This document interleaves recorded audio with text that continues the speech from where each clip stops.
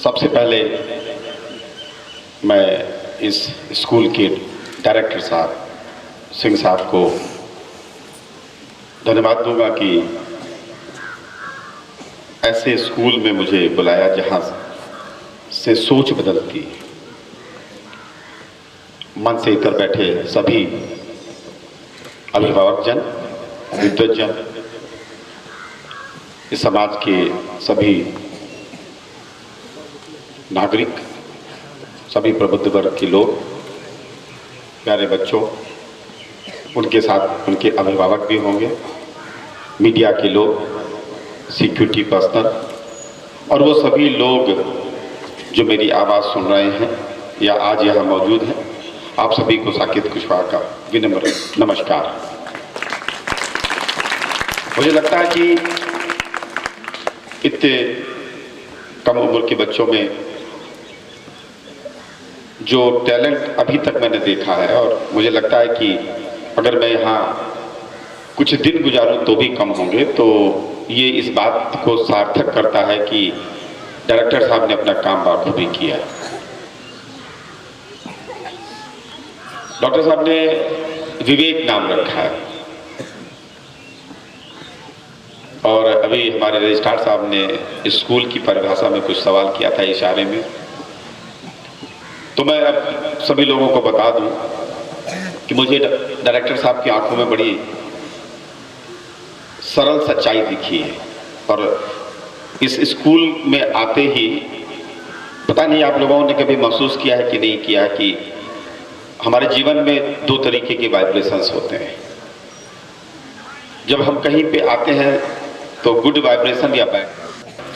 जब आप किसी से मिलते हैं या किसी के घर पे जाते हैं या किसी जमीन पे आप अपने कदम रखते हैं तो आपका मन करता है कि आप उस जगह जाएं बार बार या उस व्यक्ति से बार बार बात करें, आपका मन लगता है। मुझे मैथिली बहुत अच्छी नहीं आती है या आती ही नहीं है, लेकिन मन लगता है आपका। तो कभी सोचा ये मन लगने वाली बात क्या है? और कभी कभी आपने देखा होगा कि किसी से मिलने में आप कतराते हैं, आप सोचते हैं कि भाई उस रास्ते को बदल दो जहां से वो व्यक्ति जा रहा है, या उस घर में आप नहीं जाना चाहते। तो ये गुड एंड बैड वाइब्रेशन यानी अच्छे स्पंदन की और खराब स्पंदन की बात होती है। तो जैसे ही मैंने कदम रखा था इस प्रांगण में तो मुझे भीतर से महसूस हुआ कि कहीं ना कहीं गुड वाइब्रेशंस है, और उसी गुड वाइब्रेशन के अनुरूप, क्योंकि मैं आश्रम में भी काम करता हूँ, मैंने हर तरीके के आश्रम में काम किया है, चाहे वो अघोर आश्रम, पूजा पाठ का आश्रम हो, तंत्र विद्या का आश्रम हो, पढ़ाई का आश्रम हो या गरीबों का आश्रम हो। तो जब मैंने ये महसूस किया और जब बच्चों का परफॉर्मेंस देखा, 3 बच्चों को मैंने सुना और बच्चों के भावों में वाक्पटुता थी, यानी कि फ्लो था, जो इंग्लिश में होना चाहिए। हो सकता है कि ये सारी टीम मेहनत कर रही, मुझे मालूम है, लेकिन ये मेहनत एक दिन की मेहनत नहीं है। ये मेहनत इस स्कूल के डायरेक्टर और उनकी पूरी टीम ने, और मुझे लगता है समाज के लोगों का नाम लेना चाहिए, क्योंकि अगर लोग बच्चे अपने ना भेजे, मैं इतने बच्चों को देख सकता हूं, तो ऐसा आउटपुट यानी कि ऐसा निखार नहीं आ सकता। अब आप लोग सोच रहे होंगे अभिभावक कि आखिर ये स्कूल यहां है तो हमें क्या मिला।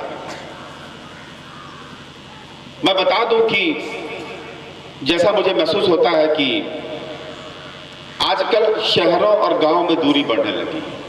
अब आप सोच रहे होंगे कि दूरी तो वही है, रोड को आप नाप लो, जो 10 साल पहले दूरी थी आज भी वही दूरी है। मैं उस दूरी की बात नहीं कर रहा, मैं दूरी की बात कर रहा हूं कि पहले उन गांव से निखर कर लोग IAS PCS बनते थे, अध्यापक बनते थे, अधिकारी बनते थे। अब 10 साल पहले जितने लोग गांव से बढ़ के दुनिया में रोशनी फैला रहे हैं, अगर अब आप देखें तो वैसा नहीं हो रहा है। तो आखिर क्या कारण है? और दिलों की दूरी बढ़ रही है, परिवार में आपस में दूरी बढ़ रही है। इन सब चीजों को अगर आप एक साथ रखें तो दुख का कारण समझ में आता। अभी अभी सुख की बात हो रही थी, प्लेजर इंडेक्स की बात हो रही थी।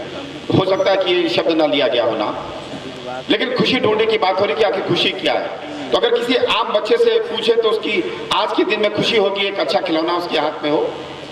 अगर अभिभावकों को खुशी पूछे तो बच्चे के पास एक मोटी तनख्वाह आती हो और उसके पास शहर में घर हो, घोड़ा गाड़ी हो, ये खुशी होती है। लेकिन जब कुछ साल गुजर जाते हैं तो जब बच्चा लौट के घर पे नहीं आता और अपने बूढ़े मम्मी पापा से पूछता नहीं कि बाबूजी आप कैसे हो, माता आप कैसी हो, या अपने गांव के गाय को नहीं पूछता है, तो आपको कहीं ना कहीं धक्का लगता है कि मैंने ऐसा तो नहीं सोचा था।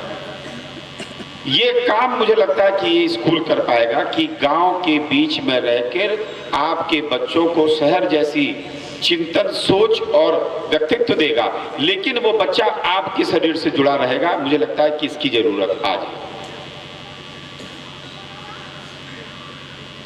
सिलेबस बनाना अध्यापकों का काम है और कुछ निकाय उसको अप्रूव करते हैं, लेकिन सही माने में जो विषय आपको पढ़ाया जा रहा है उसमें वो ज्ञान जो वो देना चाहते हैं वो बच्चे ने सीखा कि नहीं सीखा और उसका सही निष्पादन हुआ कि नहीं हुआ। उदाहरण के तौर पे अगर मैं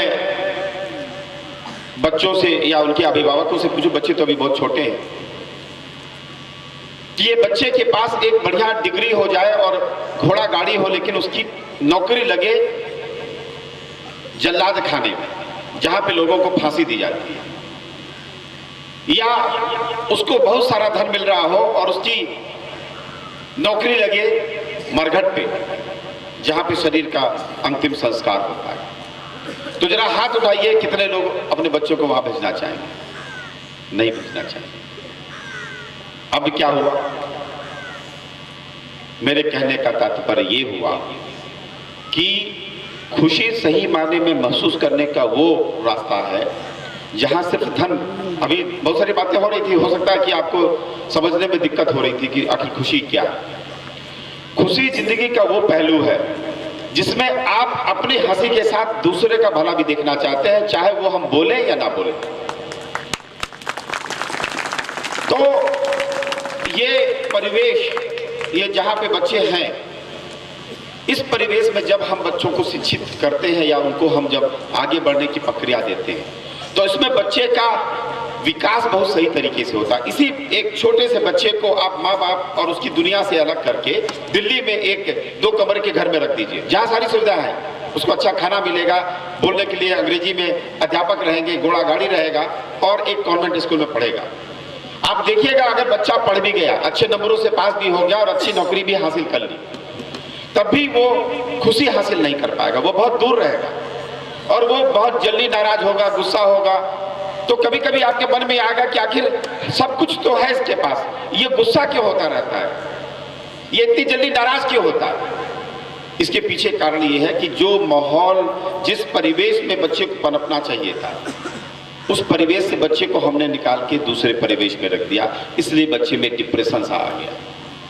तो मैं डायरेक्टर साहब को और पूरी यहाँ बैठी सारी जनता को धन्यवाद दूंगा कि आपने ऐसे स्कूल को यहाँ माहौल दिया।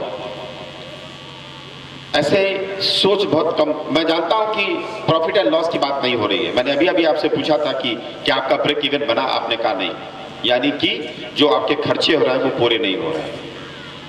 लेकिन आपके चेहरे की शांति और खुशी, जो सरस्वती संगीत आपने बजाया, ये आपकी सोच को दिखाता है। और अगर डायरेक्टर की सोच अच्छी हो, यानी कि अभिभावक जो रोज बच्चों के बीच में बैठता हो उसकी सोच अच्छी हो, तो बच्चों का चरित्र अच्छा होता है। इसके लिए मैं पूरे समाज को धन्यवाद दूंगा। इतने छोटे बच्चे बैठे हैं, मुझे लगा कि बच्चों की तारीफ करे बगैर मैं नहीं रह सकता। मुझे अभी पोल्यूशन की बात करी बच्चों ने, ग्रीन हाउस इफेक्ट की बात करी, इतने बड़े बड़े शब्दों को जब बच्चों ने बोला तो मुझे भी खुद सोचना पड़ा कि बच्चों के पास कितना ज्ञान आप लोगों ने दिया है। तो इसलिए पूरी टीम को मैं धन्यवाद दूंगा।